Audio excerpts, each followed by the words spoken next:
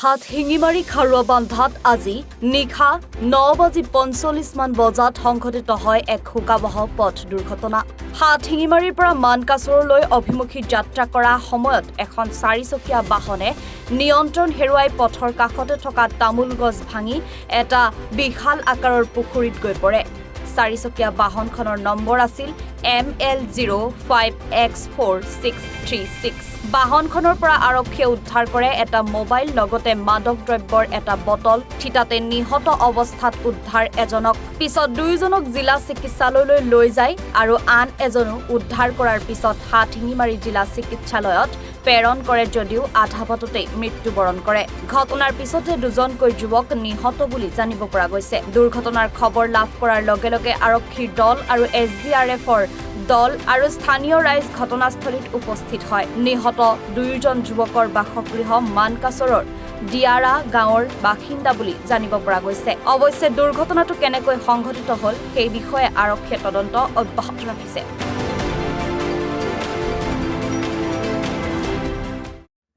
একচুৱেলিটো আমি ঘৰৰ পৰা খবৰ পালোঁ যে এখন হুণ্ডাই ভাৰ্না এক্সিডেণ্ট হৈছে। মানুহৰ পৰা শুনা পালোঁ যে 100ৰ ওপৰত স্পীড আছিলে। এইটো হয়তো অলপ আমি যিটো পালোঁ যে বিয়াৰৰ বটলো দেখিলোঁ নিচাও কৰিছে, হয়তো কণ্ট্ৰল কৰিব নোৱাৰিলে ডাইৰেক্ট পাগাৰত গৈ পেলাই পৰি থাকিলে ভাৰ্নাখন, হুণ্ডাই ভাৰ্না।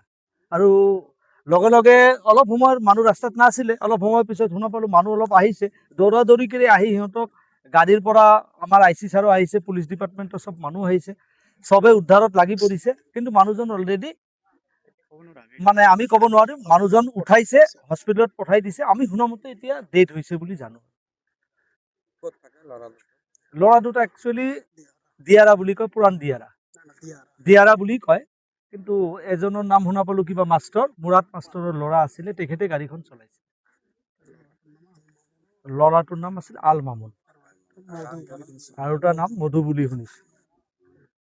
এইটো আমি শুনা পালোঁ আৰু হয়, জিলা চিকিৎসালয় হাতশিঙিমাৰীত লৈ গৈছে। আমাৰ IC ছাৰো পঠাই দিছে, আমি চবে ৰাইজে সহায় কৰিছে।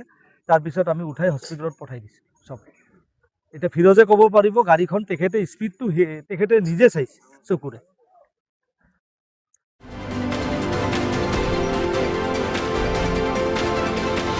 হাতশিঙিমাৰীৰ পৰা ৰিজাজুল হকৰ ৰিপৰ্ট, এনি ভাৰত 24।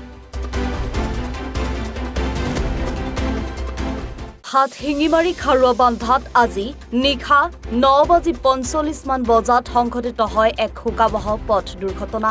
হাতশিঙিমাৰীৰ পৰা মানকাছৰলৈ অভিমুখী যাত্ৰা কৰা সময়ত এখন 4-চকীয়া বাহনে নিয়ন্ত্ৰণ হেৰুৱাই পথৰ কাষতে থকা তামোল গছ ভাঙি এটা বিশাল আকাৰৰ পুখুৰীত গৈ পৰে। 4-চকীয়া বাহনখনৰ নম্বৰ আছিল ML05X4636। বাহনখনৰ পৰা আৰক্ষীয়ে উদ্ধাৰ কৰে এটা মোবাইল লগতে মাদক দ্ৰব্যৰ এটা বটল। থিতাতে নিহত অৱস্থাত উদ্ধাৰ এজনক, পিছত দুয়োজনক জিলা চিকিৎসালয়লৈ লৈ যায় আৰু আন এজনো উদ্ধাৰ কৰাৰ পিছত হাতশিঙিমাৰী জিলা চিকিৎসালয়ত প্ৰেৰণ কৰে যদিও আধা বাটতে মৃত্যুবৰণ কৰে। ঘটনাৰ পিছতে দুজনকৈ যুৱক নিহত বুলি জানিব পৰা গৈছে। দুৰ্ঘটনাৰ খবৰ লাভ কৰাৰ লগে লগে আৰক্ষীৰ দল আৰু SDRFৰ দল আৰু স্থানীয় ৰাইজ ঘটনাস্থলীত উপস্থিত হয়। নিহত দুয়োজন যুৱকৰ বাসগৃহ মানকাছৰৰ দিয়াৰা গাঁৱৰ বাসিন্দা বুলি জানিব পৰা গৈছে। অৱশ্যে দুৰ্ঘটনাটো কেনেকৈ সংঘটিত হ'ল সেই বিষয়ে আৰক্ষীয়ে তদন্ত অব্যাহত ৰাখিছে।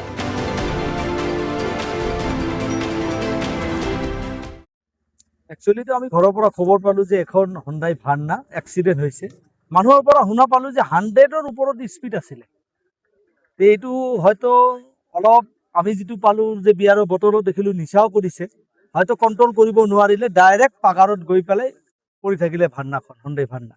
আৰু লগে লগে অলপ সময় মানুহ ৰাস্তাত নাছিলে, অলপ সময়ৰ পিছত শুনা পালোঁ মানুহ অলপ আহিছে, দৌৰা দৌৰি কৰি আহি সিহঁতক গাড়ীৰ পৰা আমাৰ IC ছাৰো আহিছে, পুলিচ ডিপাৰ্টমেণ্টৰ চব মানুহ আহিছে, চবে উদ্ধাৰত লাগি পৰিছে। কিন্তু মানুহজন অলৰেডি আমি ক'ব নোৱাৰিম, মানুহজন উঠাইছে, হস্পিটেলত পঠাই দিছে। আমি শুনামতে এতিয়া ডেথ হৈছে বুলি জানো। ল'ৰা দুটা একচুৱেলি দিয়াৰা বুলি কয়, পুৰাণ দিয়াৰা বুলি কয়। কিন্তু এজনৰ নাম শুনা পালোঁ কিবা মাষ্টৰ, মুৰাদ মাষ্টৰৰ ল'ৰা আছিলে, তেখেতে গাড়ীখন চলাইছে। ল'ৰাটোৰ নাম আছিল আল মামুন আৰু তাৰ নাম মধু বুলি শুনিছোঁ। এইটো আমি শুনা পালোঁ আৰু জিলা চিকিৎসালয়ত হয় জিলা চিকিৎসালয় হাতীমাৰীত লৈ গৈছে আমাৰ আইচি ছাৰো পঠাই দিছে আমি চবে ৰাইজে সহায় কৰিছে তাৰপিছত আমি উঠাই হস্পিটেলত পঠাই দিছোঁ চব এতিয়া ফিৰোজে ক'ব পাৰিব গাড়ীখন তেখেতে স্পীডটো তেখেতে নিজে চাইছে চকুৰে